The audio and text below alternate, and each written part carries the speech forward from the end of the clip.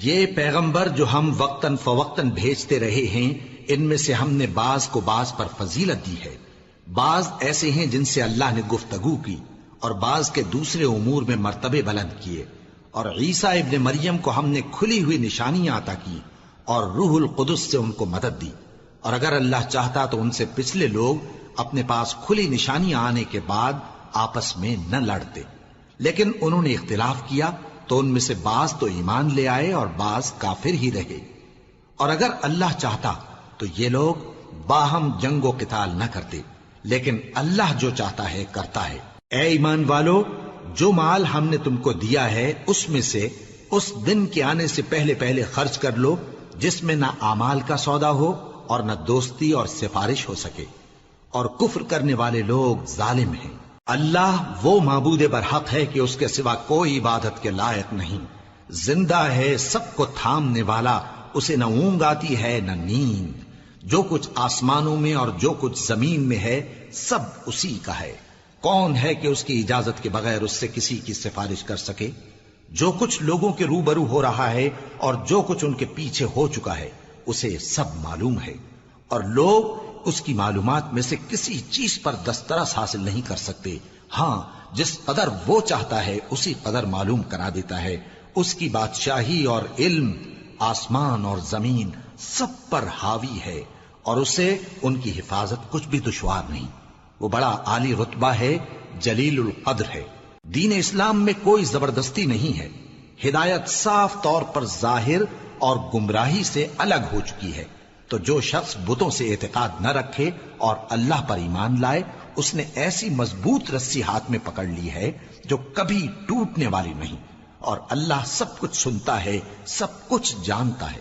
جو لوگ ایمان لائے ہیں ان کا دوست اللہ ہے کہ اندھیرے سے نکال کر روشنی میں لے جاتا ہے، اور جو کافر ہیں ان کے دوست شیطان ہیں کہ ان کو روشنی سے نکال کر اندھیرے میں لے جاتے ہیں۔ یہی لوگ اہل دوزخ ہیں کہ اس میں ہمیشہ رہیں گے۔ بھلا تم نے اس شخص کو نہیں دیکھا جو اس غرور کے سبب سے کہ اللہ نے اس کو سلطنت بخشی تھی، ابراہیم سے اپنے پروردگار کے بارے میں جھگڑنے لگا؟ جب ابراہیم نے کہا میرا پروردگار تو وہ ہے جو زندگی دیتا ہے اور موت دیتا ہے، وہ بولا کہ زندگی اور موت تو میں بھی دے سکتا ہوں۔ ابراہیم نے کہا کہ اللہ تو سورج کو مشرق سے نکالتا ہے، آپ اسے مغرب سے نکال دیجئے۔ یہ سن کر وہ کافر ہکا بکا رہ گیا، اور اللہ بے انصافوں کو ہدایت نہیں دیا کرتا۔ یا اسی طرح اس شخص کو نہیں دیکھا جس کا ایک بستی پر جو اپنی چھتوں پر گری پڑی تھی گزر ہوا، تو اس نے کہا کہ اللہ اس کے باشندوں کو مرنے کے بعد کیوں کر زندہ کرے گا؟ تو اللہ نے اس کی روح قبض کر لی اور 100 برس تک اس کو مردہ رکھا۔ پھر اس کو جلا اٹھایا اور پوچھا تم کتنا عرصہ مرے پڑے رہے ہو؟ اس نے جواب دیا کہ 1 دن یا اس سے بھی کم۔ اللہ نے فرمایا نہیں، بلکہ 100 برس مرے رہے ہو، اور اپنے کھانے پینے کی چیزوں کو دیکھو کہ اتنی مدت میں مطلق سڑی بسی نہیں، اور اپنے گدھے کو بھی دیکھو جو مرا پڑا ہے۔ غرض ان باتوں سے یہ ہے کہ ہم تم کو لوگوں کے لیے اپنی قدرت کی نشانی بنائیں۔ اور ہاں، گدھے کی ہڈیوں کو دیکھو کہ ہم ان کو کس طرح جوڑے دیتے اور ان پر کس طرح گوشت پوست چڑھائے دیتے ہیں۔ جب یہ واقعات اس کے مشاہدے میں آئے تو بول اٹھا کہ میں یقین کرتا ہوں کہ اللہ ہر چیز پر قادر ہے۔ اور جب ابراہیم نے اللہ سے عرض کیا کہ اے پروردگار مجھے دکھا کہ تو مردوں کو کیوں کر زندہ کرے گا، اللہ نے فرمایا کیا تم نے اس بات کا یقین نہیں کیا؟ انہوں نے کہا کیوں نہیں، لیکن میں دیکھنا اس لیے چاہتا ہوں کہ میرا دل اطمینان کامل حاصل کر لے۔ فرمایا کہ 4 پرندے لے لو، پھر ان کو اپنے سے ہلا لو اور ان کے ٹکڑے ٹکڑے کر دو، پھر ان کا ایک ایک ٹکڑا ہر ایک پہاڑ پر رکھ دو، پھر ان کو بلاؤ تو وہ تمہارے پاس دوڑتے چلے آئیں گے، اور جان رکھو کہ اللہ غالب ہے، صاحب حکمت ہے۔ جو لوگ اپنا مال اللہ کی راہ میں خرچ کرتے ہیں ان کے مال کی مثال اس دانے کی سی ہے جس سے 7 بالیں اگیں اور ہر ایک بال میں 100 دانے ہوں، اور اللہ جس کے اجر کو چاہتا ہے اور زیادہ کرتا ہے، اور اللہ کشائش والا ہے، سب کچھ جاننے والا ہے۔ جو لوگ اپنا مال اللہ کے راستے میں صرف کرتے ہیں پھر اس کے بعد نہ اس خرچ کا کسی پر احسان رکھتے ہیں اور نہ کسی کو تکلیف دیتے ہیں، ان کا صلہ ان کے پروردگار کے پاس تیار ہے، اور قیامت کے روز نہ ان کو کچھ خوف ہوگا اور نہ وہ غمگین ہوں گے۔ جس خیرات کے دینے کے بعد لینے والے کو ایذا دی جائے اس سے تو نرم بات کہہ دینی اور درگزر کرنا بہتر ہے، اور اللہ بے نیاز ہے، بردبار ہے۔ مومنوں، اپنے صدقات و خیرات احسان رکھنے اور ایذا دینے سے اس شخص کی طرح برباد نہ کر دینا جو لوگوں کو دکھاوے کے لیے مال خرچ کرتا ہے اور اللہ اور روز آخر پر ایمان نہیں رکھتا، تو اس کے مال کی مثال اس چٹان کی سی ہے جس پر تھوڑی سی مٹی پڑی ہو اور اس پر زور کا مے برس کر اسے صاف کر ڈالے۔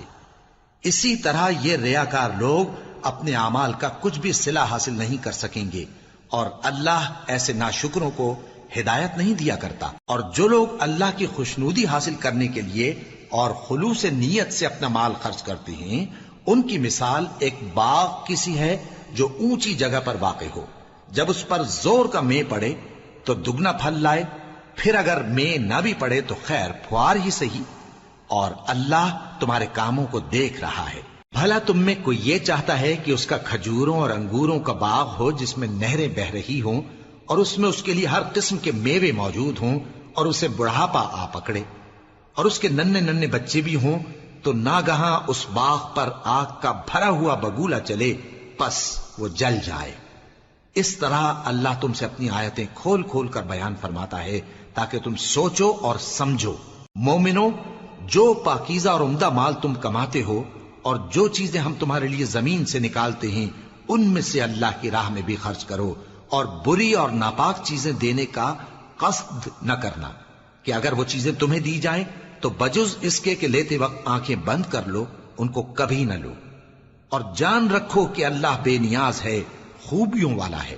شیطان تمہیں تنگ دستی کا خوف دلاتا اور بے حیائی کے کام کرنے کو کہتا ہے، اور اللہ تم سے اپنی بخشش اور رحمت کا وعدہ کرتا ہے، اور اللہ کشائش والا ہے، سب کچھ جاننے والا ہے۔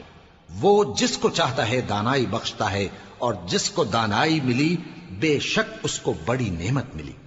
اور نصیحت تو وہی لوگ قبول کرتے ہیں جو عقل مند ہیں، اور تم اللہ کی راہ میں جس طرح کا خرچ کرو یا کوئی نذر مانو اللہ اس کو جانتا ہے، اور ظالموں کا کوئی مددگار نہ ہوگا۔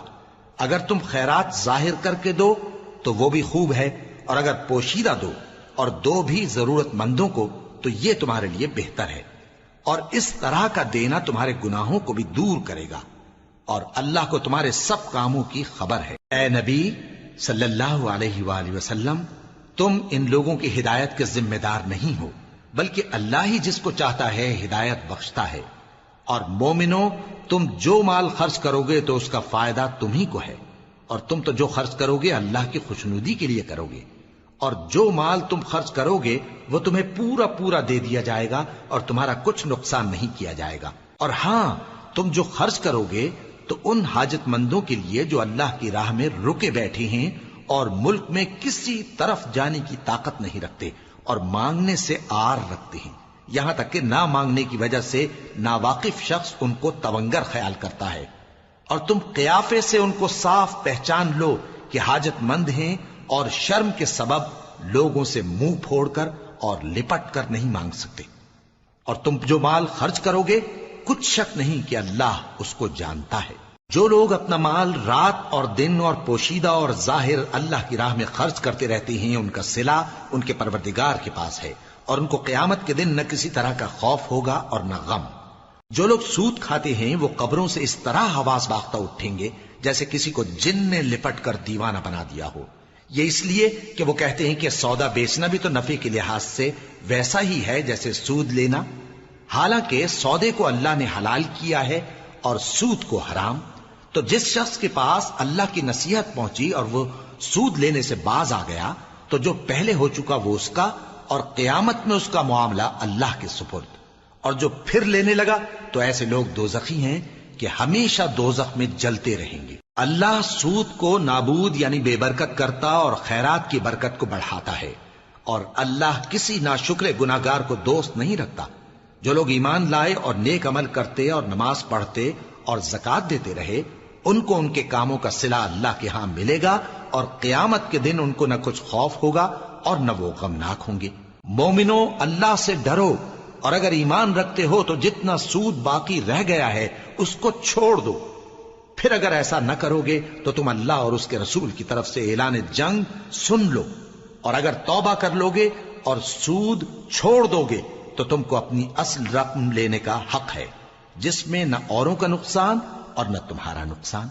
اور اگر قرض لینے والا تنگ دست ہو تو اسے کشائش کے حاصل ہونے تک مہلت دو، اور اگر زر قرض بخش دو تو وہ تمہارے لیے زیادہ اچھا ہے، بشرطے کہ سمجھو۔ اور اس دن سے ڈرو جبکہ تم اللہ کے حضور میں لوٹ کر جاؤ گے، اور ہر شخص اپنے اعمال کا پورا پورا بدلہ پائے گا اور کسی کو کچھ نقصان نہ ہوگا۔ مومنو، جب تم آپس میں کسی میعاد معین کے لیے قرض کا معاملہ کرنے لگو تو اس کو لکھ لیا کرو، اور لکھنے والا تم میں کسی کا نقصان نہ کرے بلکہ انصاف سے لکھے۔ نیز لکھنے والا جیسا اللہ نے اسے سکھایا ہے لکھنے سے انکار بھی نہ کرے اور دستاویز لکھ دے، اور جو شخص قرض لے وہی دستاویز کا مضمون بول کر لکھوائے، اور اللہ سے کہ اس کا مالک ہے خوف کرے، اور زر قرض میں سے کچھ کم نہ لکھوائے۔ اور اگر قرض لینے والا کم عقل یا ضعیف ہو یا مضمون لکھوانے کی قابلیت نہ رکھتا ہو تو جو اس کا ولی ہو وہ انصاف کے ساتھ مضمون لکھوائے، اور اپنے میں سے 2 مردوں کو ایسے معاملے کے گواہ کر لیا کرو، اور اگر 2 مرد نہ ہوں تو 1 مرد اور 2 عورتیں جن کو تم گواہ پسند کرو کافی ہیں، کہ اگر ان میں سے ایک بھول جائے گی تو دوسری اسے یاد دلا دے گی۔ اور جب گواہ گواہی کے لیے طلب کیے جائیں تو انکار نہ کریں، اور قرض تھوڑا ہو یا بہت اس کی دستاویز کے لکھنے لکھانے میں سستی نہ کرنا۔ یہ بات اللہ کے نزدیک نہایت قرین انصاف ہے، اور شہادت کے لیے بھی یہ بہت درست طریقہ ہے۔ اس سے تم کو کسی طرح کا شک و شبہ بھی نہیں پڑے گا۔ ہاں، اگر سودا دست بدست ہو جو تم آپس میں لیتے دیتے ہو تو اگر ایسے معاملے کے دستاویز نہ لکھو تو تم پر کچھ گناہ نہیں۔ اور جب خرید و فروخت کیا کرو، مثلا زمین جائیداد کی، تو بھی گواہ کر لیا کرو، اور کاتب دستاویز اور گواہ معاملہ کرنے والوں کا کسی طرح کا نقصان نہ کریں۔ اگر تم لوگ ایسا کرو تو یہ تمہارے لیے گناہ کی بات ہے، اور اللہ سے ڈرو اور دیکھو کہ وہ تم کو کیسی مفید باتیں سکھاتا ہے، اور اللہ ہر چیز سے واقف ہے۔ اور اگر تم سفر پر ہو اور دستاویز لکھنے والا نہ مل سکے تو کوئی چیز رہن با قبضہ رکھ کر قرض لے لو، اور اگر تم میں سے کوئی دوسرے کو امین سمجھے یعنی رہن کے بغیر قرض دے دے تو امانت دار کو چاہیے کہ صاحب امانت کی امانت ادا کر دے، اور اللہ سے جو اس کا پروردگار ہے ڈرے، اور دیکھنا شہادت کو مت چھپانا، جو اس کو چھپائے گا وہ دل کا گناہگار ہوگا۔ اور اللہ تمہارے سب کاموں سے واقف ہے، جو کچھ آسمانوں میں اور جو کچھ زمین میں ہے سب اللہ ہی کا ہے۔ تم اپنے دلوں کی بات کو ظاہر کرو گے تو اور چھپاؤ گے تو اللہ تم سے اس کا حساب لے گا، پھر وہ جسے چاہے مغفرت کرے اور جسے چاہے عذاب دے، اور اللہ ہر چیز پر قادر ہے۔ رسول اللہ صلی اللہ علیہ وآلہ وسلم اس کتاب پر جو ان کے پروردگار کی طرف سے ان پر نازل ہوئی ایمان رکھتے ہیں، اور مومن بھی سب اللہ پر اور اس کے فرشتوں پر اور اس کی کتابوں پر اور اس کے پیغمبروں پر ایمان رکھتے ہیں، اور کہتے ہیں کہ ہم اس کے پیغمبروں سے کسی میں کچھ فرق نہیں کرتے، اور وہ اللہ سے عرض کرتے ہیں کہ ہم نے تیرا حکم سنا اور قبول کیا۔ اے پروردگار، ہم تیری بخشش مانگتے ہیں اور تیری ہی طرف لوٹ کر جانا ہے۔ اللہ کسی شخص کو اس کی طاقت سے زیادہ کا ذمہ دار نہیں بناتا۔ اچھے کام کرے گا تو اس کو ان کا فائدہ ملے گا، برے کرے گا تو اسے ان کا نقصان پہنچے گا۔ اے پروردگار، اگر ہم سے بھول یا چوک ہو گئی ہو تو ہم سے مواخذہ نہ کیجو۔ اے پروردگار، ہم پر ایسا بوجھ نہ ڈالیو جیسا تو نے ہم سے پہلے لوگوں پر ڈالا تھا۔ اے پروردگار، جتنا بوجھ اٹھانے کی ہم میں طاقت نہیں اتنا بوجھ ہم پر نہ رکھیو، اور اے پروردگار، ہمارے گناہوں سے درگزر کر اور ہمیں بخش دے اور ہم پر رحم فرما، تو ہی ہمارا مددگار ہے، سو ہم کو کافروں پر غالب کر۔ شروع اللہ کا نام لے کر جو بڑا مہربان نہایت رحم والا ہے۔ الف لام میم۔ اللہ جو معبود برحق ہے، اس کے سوا کوئی عبادت کے لائق نہیں، زندہ ہے، سب کو تھامنے والا۔ اس نے اے نبی تم پر سچی کتاب نازل کی جو پہلی آسمانی کتابوں کی تصدیق کرتی ہے، اور اسی نے تورات اور انجیل نازل کی تھی۔ یہ 2 کتابیں اس نے پہلے نازل کی تھیں لوگوں کی ہدایت کے لیے، اور پھر قرآن جو حق اور باطل کو الگ الگ کر دینے والا ہے نازل کیا۔ جو لوگ اللہ کی آیتوں کا انکار کرتے ہیں ان کو سخت عذاب ہوگا، اور اللہ زبردست ہے، بدلہ لینے والا ہے۔ اللہ ایسا خبیر و بصیر ہے کہ کوئی چیز اس سے پوشیدہ نہیں، نہ زمین میں اور نہ آسمان میں۔ وہی تو ہے جو ماں کے پیٹ میں جیسی چاہتا ہے تمہاری صورتیں بناتا ہے، اس غالب حکمت والے کے سوا کوئی عبادت کے لائق نہیں۔ اے پیغمبر، وہی تو ہے جس نے تم پر یہ کتاب نازل کی جس کی بعض آیتیں محکم ہیں اور وہی اصل کتاب ہیں، اور بعض دوسری متشابہ ہیں۔ تو جن لوگوں کے دلوں میں کجی ہے وہ متشابہات کا اتباع کرتے ہیں تاکہ فتنہ برپا کریں اور مراد اصلی کا پتہ لگائیں، حالانکہ مراد اصلی اللہ کے سوا کوئی نہیں جانتا۔ اور جو لوگ علم میں گہری نظر رکھتے ہیں وہ یہ کہتے ہیں کہ ہم ان پر ایمان لائے، یہ سب آیات ہمارے پروردگار کی طرف سے ہیں، اور نصیحت تو عقل مند ہی قبول کرتے ہیں۔ اے پروردگار، جب تو نے ہمیں ہدایت بخشی ہے تو اس کے بعد ہمارے دلوں میں کجی نہ پیدا کر دیجو، اور ہمیں اپنے ہاتھ سے رحمت عطا فرما، تو بڑا عطا فرمانے والا ہے۔ اے پروردگار، تو اس روز جس کے آنے میں کچھ بھی شک نہیں سب لوگوں کو اپنے حضور میں جمع کر لے گا، بے شک اللہ خلاف وعدہ نہیں کرتا۔ جو لوگ کافر ہوئے اس دن نہ تو ان کا مال ہی اللہ کے عذاب سے ان کو بچا سکے گا اور نہ ان کی اولاد ہی کچھ کام آئے گی، اور یہ لوگ آتش جہنم کا ایندھن ہوں گے۔ ان کا حال بھی فرعونیوں اور ان سے پہلے لوگوں کا سا ہوگا جنہوں نے ہماری آیتوں کی تکذیب کی تھی، تو اللہ نے ان کو ان کے گناہوں کے سبب عذاب میں پکڑ لیا تھا، اور اللہ سخت عذاب کرنے والا ہے۔ اے پیغمبر، کافروں سے کہہ دو کہ تم دنیا میں بھی عنقریب مغلوب ہو جاؤ گے اور آخرت میں جہنم کی طرف اکٹھا کیے جاؤ گے، اور وہ بری جگہ ہے۔ تمہارے لیے دو گروہوں میں جو جنگ بدر کے دن آپس میں بھڑ گئے قدرت الہی کی عظیم الشان نشانی تھی۔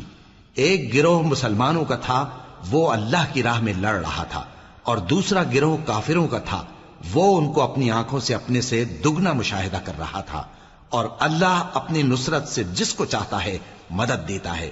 جو اہل بصارت ہیں ان کے لیے اس واقعے میں بڑی عبرت ہے۔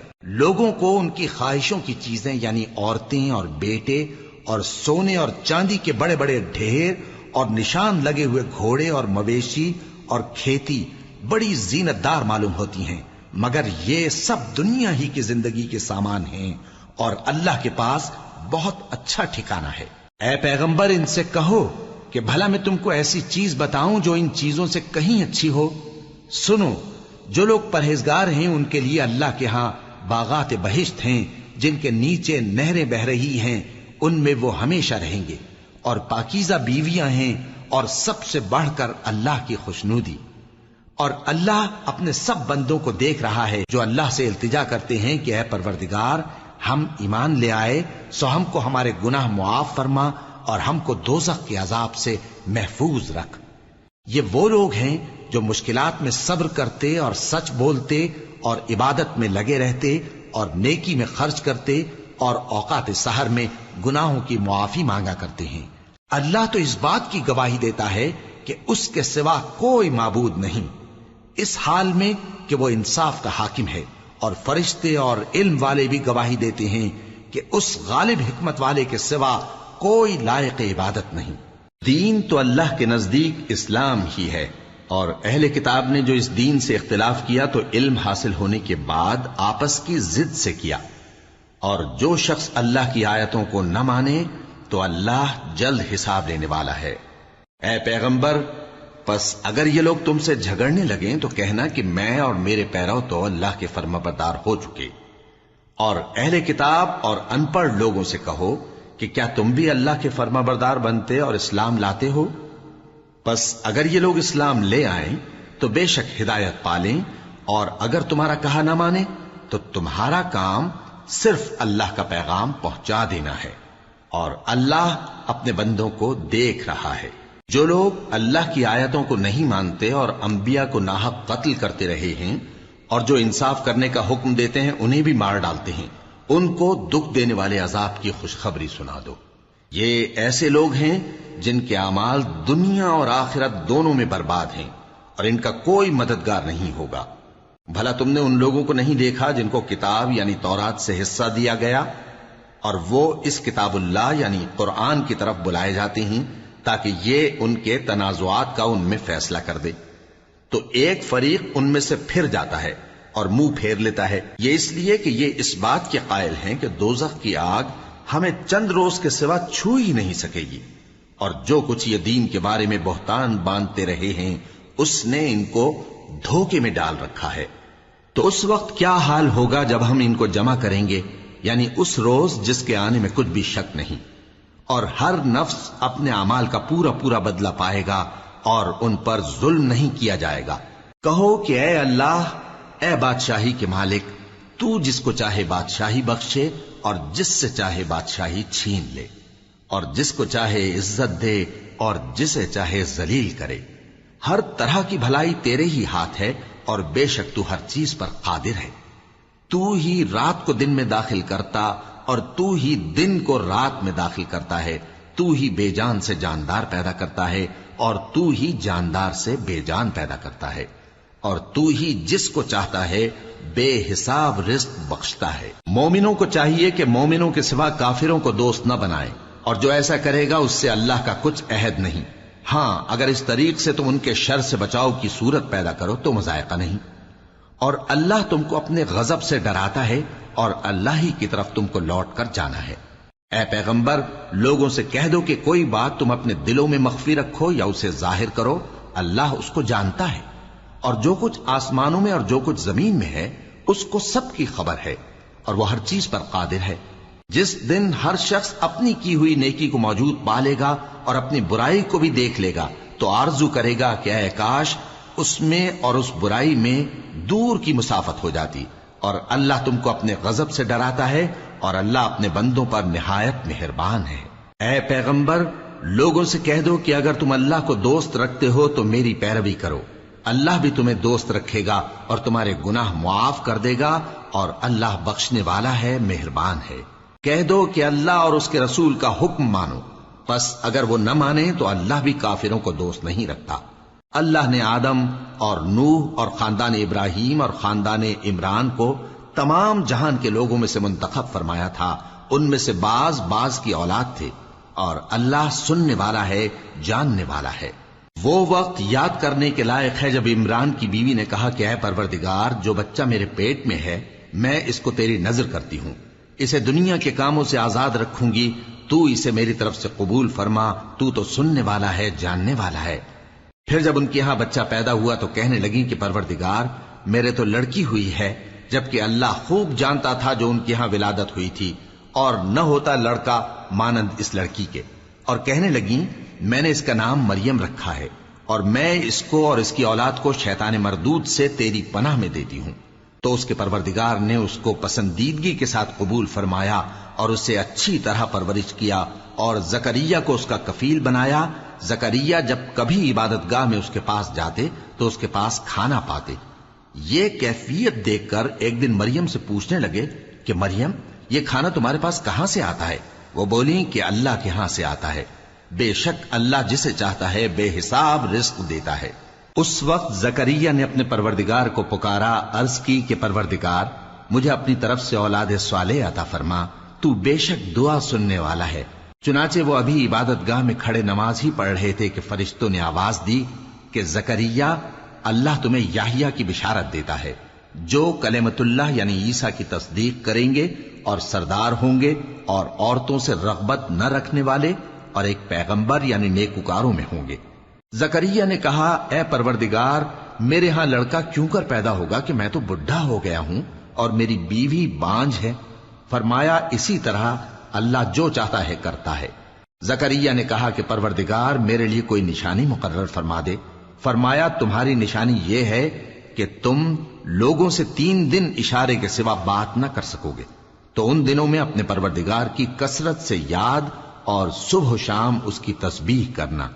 اور جب فرشتوں نے مریم سے کہا کہ مریم، اللہ نے تم کو برگزیدہ کیا ہے اور تمہیں پاک بنایا ہے اور دنیا جہان کی عورتوں میں سے تم کو منتخب کیا ہے، اے مریم، اپنے پروردگار کی فرما برداری کرنا اور سجدہ کرنا اور رکوع کرنے والوں کے ساتھ رکوع کرنا۔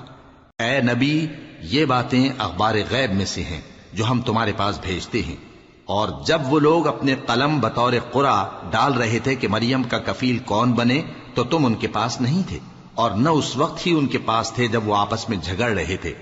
وہ وقت بھی یاد کرنے کے لائق ہے جب فرشتوں نے مریم سے کہا کہ مریم، اللہ تم کو اپنی طرف سے ایک کلمے کی بشارت دیتا ہے جس کا نام مسیح اور مشہور عیسیٰ ابن مریم ہوگا، اور جو دنیا اور آخرت میں آبرو مند اور مقربین میں سے ہوگا، اور ماں کی گود میں اور بڑی عمر کا ہو کر دونوں حالتوں میں لوگوں سے یکساں گفتگو کرے گا اور نیکوکاروں میں ہوگا۔ مریم نے کہا کہ پروردگار، میرے ہاں بچہ کیوں کر ہوگا کہ کسی انسان نے مجھے ہاتھ تک تو لگایا نہیں۔ فرمایا کہ اللہ اسی طرح جو چاہتا ہے پیدا کرتا ہے، جب وہ کوئی کام کرنا چاہتا ہے تو ارشاد فرما دیتا ہے کہ ہو جا تو وہ ہو جاتا ہے۔ اور وہ اسے کتاب و حکمت اور تورات اور انجیل کا علم عطا کرے گا، اور عیسیٰ بنی اسرائیل کی طرف پیغمبر ہو کر جائیں گے اور کہیں گے کہ میں تمہارے پاس تمہارے پروردگار کی طرف سے نشانی لے کر آیا ہوں، وہ یہ کہ تمہارے سامنے مٹی سے پرندے کی صورت بناتا ہوں، پھر اس میں پھونک مارتا ہوں تو وہ اللہ کے حکم سے سچ مچ پرندہ ہو جاتا ہے، اور پیدائشی اندھے اور ابرص کو تندرست کر دیتا ہوں، اور اللہ کے حکم سے مردوں کو زندہ کر دیتا ہوں، اور جو کچھ تم کھا کر آتے ہو اور جو اپنے گھروں میں جمع کر رکھتے ہو سب تم کو بتا دیتا ہوں۔ اگر تم صاحب ایمان ہو تو ان باتوں میں تمہارے لیے نشانی ہے، اور مجھ سے پہلے جو تورات نازل ہوئی تھی اس کی تصدیق بھی کرتا ہوں، اور میں اس لیے بھی آیا ہوں کہ بعض چیزیں جو تم پر حرام تھیں ان کو تمہارے لیے حلال کر دوں، اور میں تو تمہارے پروردگار کی طرف سے نشانی لے کر آیا ہوں، تو اللہ سے ڈرو اور میرا کہا مانو۔ کچھ شک نہیں کہ اللہ ہی میرا اور تمہارا پروردگار ہے، تو اسی کی عبادت کرو، یہی سیدھا رستہ ہے۔ پھر جب عیسیٰ نے ان کی طرف سے انکار و نافرمانی ہی دیکھی تو کہنے لگے کہ کوئی ہے جو اللہ کا طرفدار اور میرا مددگار ہو؟ حواری بولے کہ ہم اللہ کے طرفدار اور آپ کے مددگار ہیں، ہم اللہ پر ایمان لائے اور آپ گواہ رہیں کہ ہم فرمانبردار ہیں۔ اے پروردگار، جو کتاب تو نے نازل فرمائی ہے ہم اس پر ایمان لے آئے اور تیرے پیغمبر کے متبع ہو چکے، تو ہم کو ماننے والوں میں لکھ رکھ۔ اور وہ یعنی یہود قتل عیسیٰ کے بارے میں ایک چال چلے، اور اللہ نے بھی عیسیٰ کو بچانے کے لیے تدبیر کی، اور اللہ بہترین تدبیر کرنے والا ہے۔ اس وقت اللہ نے فرمایا کہ عیسیٰ، میں تمہاری دنیا میں رہنے کی مدت پوری کر کے تم کو اپنی طرف اٹھا لوں گا اور تمہیں کافروں کی صحبت سے پاک کر دوں گا، اور جو لوگ تمہاری پیروی کریں گے ان کو کافروں پر قیامت تک فائق و غالب رکھوں گا۔ پھر تم سب میرے پاس لوٹ کر آؤ گے تو جن باتوں میں تم اختلاف کرتے رہے اس دن تم میں ان کا فیصلہ کر دوں گا۔ اب جو کافر ہوئے ان کو دنیا اور آخرت دونوں میں سخت عذاب دوں گا، اور ان کا کوئی مددگار نہ ہوگا۔ اور جو لوگ ایمان لائے اور عمل نیک کرتے رہے ان کو اللہ پورا پورا صلہ دے گا، اور اللہ ظالموں کو دوست نہیں رکھتا۔ اے نبی، یہ ہم تم کو اللہ کی آیتیں اور حکمت بھری نصیحتیں پڑھ پڑھ کر سناتے ہیں۔ عیسیٰ کا حال اللہ کے نزدیک آدم کا سا ہے کہ اس نے پہلے مٹی سے ان کو بنایا، پھر فرمایا کہ باشعور انسان ہو جا، تو وہ ویسے ہی ہو گئے۔ یہ بات تمہارے پروردگار کی طرف سے حق ہے، تو تم ہرگز شک کرنے والوں میں نہ ہونا۔ پھر اگر یہ لوگ عیسیٰ کے بارے میں تم سے جھگڑا کریں اس کے بعد کہ تم کو حقیقت معلوم ہو ہی چکی ہے، تو ان سے کہنا کہ آؤ ہم اپنے بیٹوں اور بیٹیوں کو بلائیں، تم اپنے بیٹوں اور بیٹیوں کو بلاؤ، اور ہم خود بھی آئیں اور تم خود بھی آؤ، پھر دونوں فریق اللہ سے دعا و التجا کریں، اس طرح جھوٹوں پر اللہ کی لعنت بھیجیں۔ یہ تمام بیانات صحیح ہیں، اور اللہ کے سوا کوئی معبود نہیں، اور بے شک اللہ غالب ہے، صاحب حکمت ہے۔ بس اگر یہ لوگ پھر جائیں تو اللہ مفسدوں کو خوب جانتا ہے۔ کہہ دو کہ اے اہل کتاب، جو بات ہمارے اور تمہارے دونوں کے درمیان یکساں تسلیم کی گئی ہے اس کی طرف آؤ، وہ یہ کہ اللہ کے سوا ہم کسی کی عبادت نہ کریں اور اس کے ساتھ کسی چیز کو شریک نہ بنائیں، اور ہم میں کوئی کسی کو اللہ کے سوا اپنا کارساز نہ سمجھے۔ پھر اگر یہ لوگ اس بات کو نہ مانیں تو ان سے کہہ دو کہ تم گواہ رہو کہ ہم اللہ کے فرما بردار ہیں۔ اے اہل کتاب، تم ابراہیم کے بارے میں کیوں جھگڑتے ہو؟ حالانکہ تورات اور انجیل ان کے بعد اتری ہیں اور وہ پہلے ہو چکے، تو کیا تم عقل نہیں رکھتے؟ دیکھو، ایسی بات میں تو تم نے جھگڑا کیا ہی تھا جس کا تمہیں کچھ علم تھا بھی، مگر ایسی بات میں کیوں جھگڑتے ہو جس کا تم کو کچھ بھی علم نہیں؟ اور اللہ جانتا ہے اور تم نہیں جانتے۔ ابراہیم نہ تو یہودی تھے اور نہ عیسائی، بلکہ سب سے بے تعلق ہو کر ایک اللہ کے ہو رہے تھے اور اسی کے فرما بردار تھے اور مشرکوں میں نہ تھے۔